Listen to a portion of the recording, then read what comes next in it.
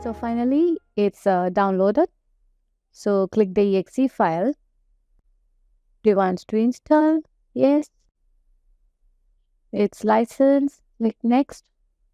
We can use the default folder. If you want to change any different files, you can use that one also. Click next. Just choose the existing one. Git. Let Git decided. Because we don't have any default branch, nothing in now system is empty, so we can use the let Git code. So use the default one. Open SS library.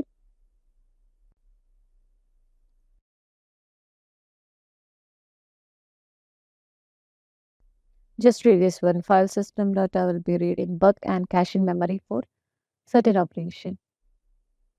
It's fine. No need to select anything. If you want, you can choose this option, but if you didn't choose anything also, it's fine.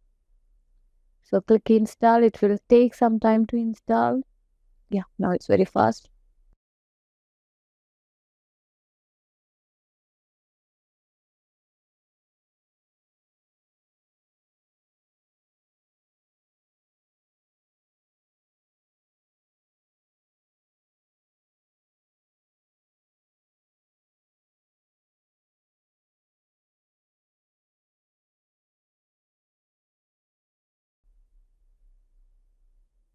So all done. So we don't want to with the release notes, so it's finished. Okay. So we can check the command prompt.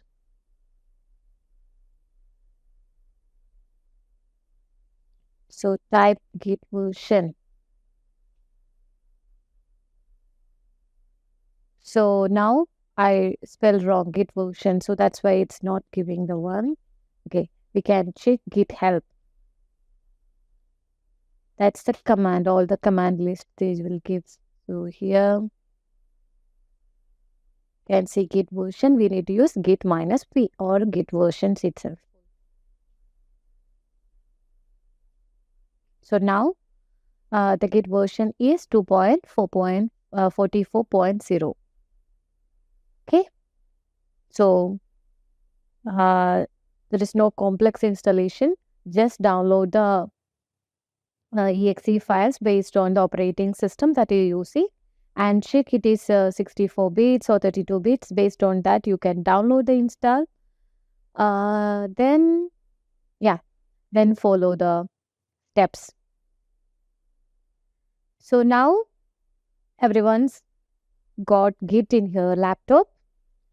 So today in this class, we already learned what is Git, what are the features of Git, and how to install and configure Git.